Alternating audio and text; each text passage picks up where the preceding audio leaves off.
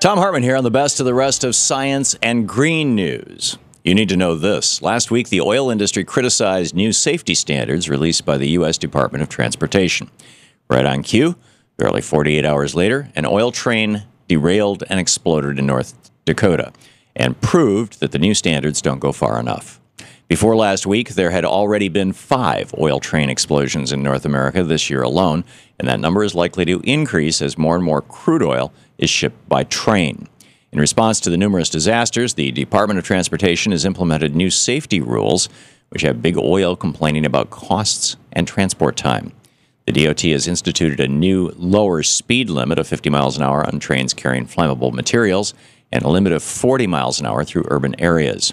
In addition, all trains carrying oil must have updated braking systems, better classification of materials, and operators must abide by new protocols. While those increased standards are marginally better, the Think Progress blog points out that the new rules actually rescind one important safety requirement that went into place last year.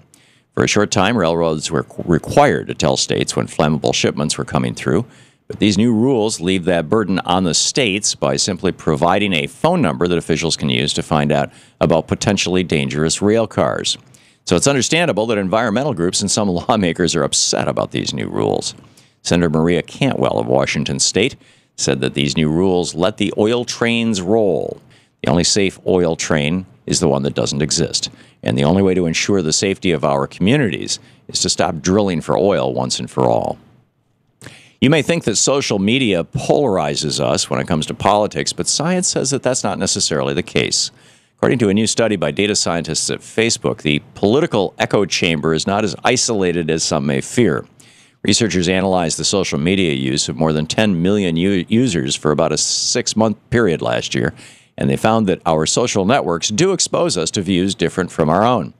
Scientists say that on average, about 1/4 of our online friends hold different political views, and about 1/3 of the news links in our online feed are from sites with opposing ideologies. Considering that almost 30% of American adults get their news from social media, it's good to know that they're being exposed to a range of ideas. While we may not always agree with our friends and family on the other side of the aisle, understanding where their beliefs come from makes it possible to find common ground. And that is the first step toward working together for the common good. Universities aren't the only ones dumping their fossil fuel investments.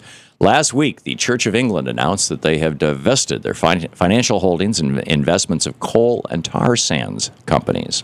In his announcement about the move, Reverend Canon Professor Richard Burridge said, "The Church has a moral responsibility to speak and act on both environmental stewardship and justice for the world's poor who are most vulnerable to climate change."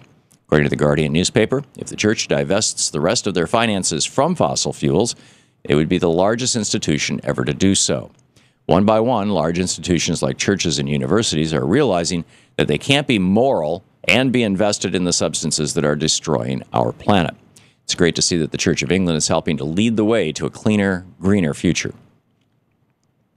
Years ago, companies like DuPont blamed the use of Teflon in their products because of health risks, banned the use of Teflon in their products because of health risks, but now scientists are saying that the replacement chemicals could be just as dangerous. According to hundreds of environmental scientists and a top federal health official, a class of chemicals known as PFASs, which are used to make surfaces water resistant, linger in our bloodstream and show cause for concern. Linda Birnbaum of the Department of Health and Human Services said, "The question is, should these chemicals continue to be used in consumer products in the meantime, given their persistence in the environment?" And 200 international scientists signed on to a statement calling on countries around the world to limit the use of these chemicals. Of course, industry officials say that the chemicals are perfectly safe. One has to question their motivation for defending an industry that made almost $20 billion in sales in 2013. Hopefully, regulators throughout the world will consider the science and put the safety of people ahead of industry's profits. And finally, if you've ever wondered what happens when someone has an out-of-body experience, science is a lot closer to an answer. According to a new study in the journal Current Biology, our brains use so-called GPS cells to determine our body's location and give us a feeling of body ownership. A neuroscientist at the Karolinska Institute in Sweden explained that body ownership is a very basic experience that most of us take for granted in everyday life. To test their theory, scientists used a brain scanner, some complicated camera work, and a stranger to create the illusion that the subject's body was in a different spot in a room. They touched the stranger in the same spot as the subject and created the feeling that their body was in another location. One of the researchers said, "It's a very fascinating experience. It takes a couple of touches and you suddenly feel like you're in another part of the room." The scientists were able to study the way that the hippocampus and the so-called GPS cells reacted to the experiment and watched the way that the brain reacted to the experience. While there's still a lot to learn about how our brain functions, the science behind the out-of-body feeling is a lot closer to being understood. And that's the way it is for the week of May 11th, 2015. I'm Thom Hartmann on Science and Green News.